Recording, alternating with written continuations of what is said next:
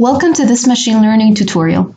Today I'm going to discuss and explain the maximum likelihood function, which is the last thing that I've left on from the previous tutorial, logistic regression. So if you haven't seen that, please go and review its explanation before you can get an explanation of the maximum likelihood function. So let's get started. I'm going to cover today three concepts, or talk about three things in this video.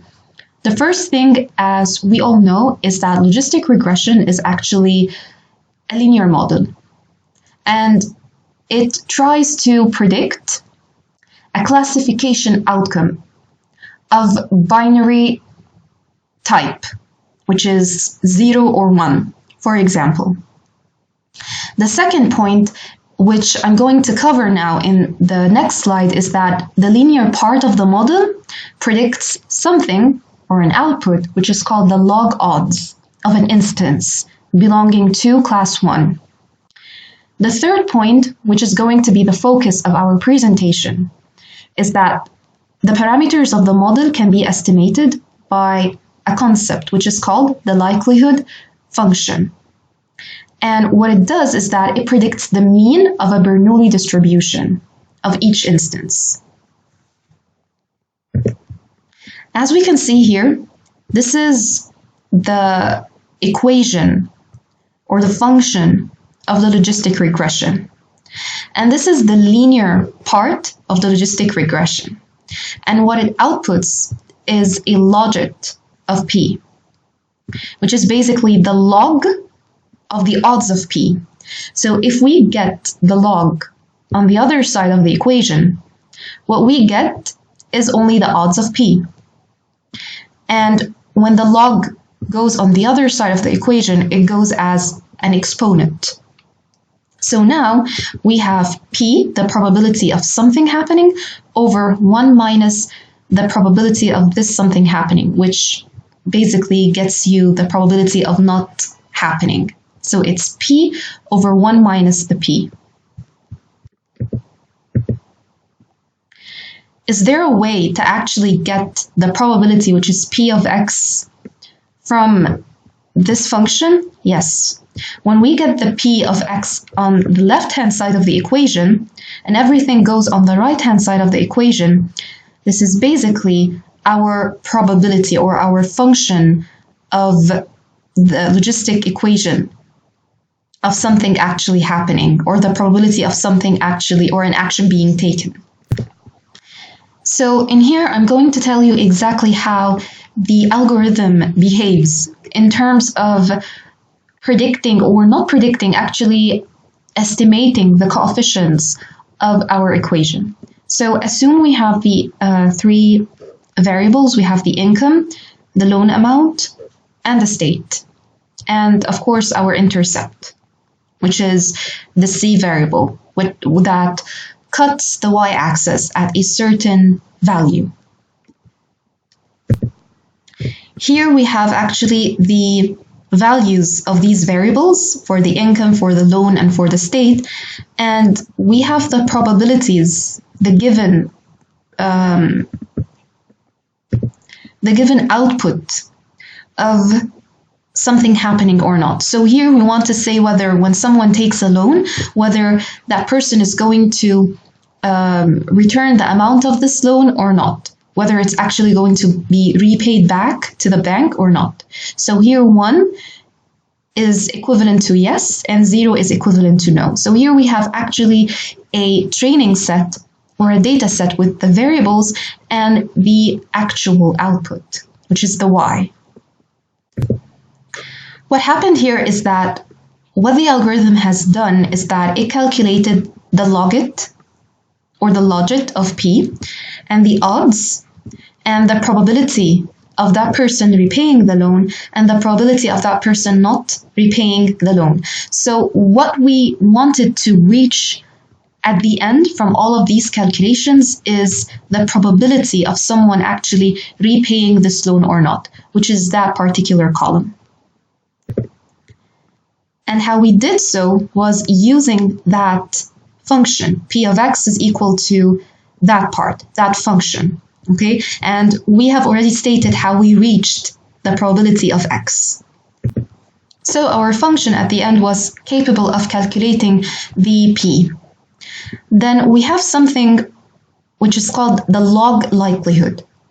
The log likelihood calculates the accuracy that the model has made in predicting or in classifying the outcome in comparison to what its actual value is, so we have here, this is the y hat, as we have discussed in the previous video, and we have y. So assume that y hat is 0.9838, and y hat is 1, which is actually repaying the loan. So we are able to calculate the accuracy of the classification of this certain instance. To give even more illustration in what the log likelihood is, imagine that you here have a y which is equal to 1, which is, that this person actually repaid the loan. And y hat is what the model has predicted or classified, which is 0.9. Now the likelihood, or as I like to call another way of saying the accuracy of that particular instance, it's 0.9.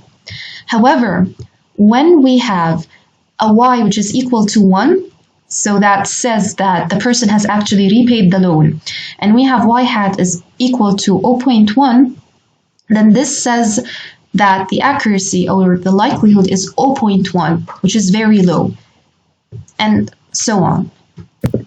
So this is basically what the log likelihood is trying to illustrate or represent at each and every single instance classification. At the end, what we want to do is take the summation of this column and then update this value, which is called the sum log likelihood. And how we get this value is by simply saying the log of 0.9838, which will get us negative 0.0164. And then we provide a summation of this column, which will basically, as I said, update this column with the initial coefficients that we have chosen. So here the initial coefficients that the algorithm has chosen was 0 for income, 0 for loan amount, and let's say 0 for state. So these were the initial coefficients for each and every single variable that has been started with.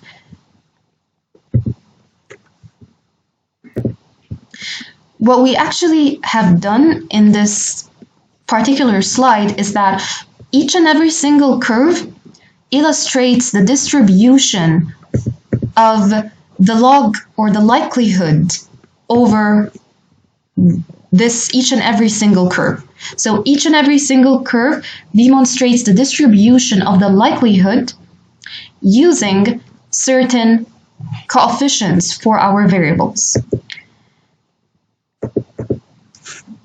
And as a result, we pick the curve that maximizes the likelihood of observing the weights that we have measured. So this is the curve that actually maximizes the likelihood. Or as I like to say from an accuracy way, it increases the accuracy. Just for explanation, this curve actually is the one that produces the highest accuracy when producing the predictions or our classifications. And we pick the mean point, which is the point that is going to be used as our coefficient for a specific variable. So what we've done here is that we went to Excel and we used a certain add-on which is called the solver. And what we've done is that we have said to this add-on, the solver, please take the initial weights or the initial coefficients for these variables and calculate the log likelihood and provide a summation. So for different combinations of the coefficients, the one that produces the highest sum will be the one that will actually be the most suitable, one that will be used in our model or as coefficients for our model. So at the end, when the algorithm finally produces the coefficients that are the most suitable for our variables, how we can interpret these coefficients is by saying that fixing the loan, fixing the value for the loan, and fixing the value of the state, which is choosing state 2, we will have an 11% increase in the odds of repayment. So there is an 11% increase in that person's repayment of the loan for every 1 unit increase in his or her income. So at the end, these coefficients are the ones that will be used as the values for our coefficients for the variables of our equation. So at the end, this was very brief and very to the point. So if you have a question or anything that needs further classification, please go to the comment section. And if you like this video, please provide a thumbs up. Thank you.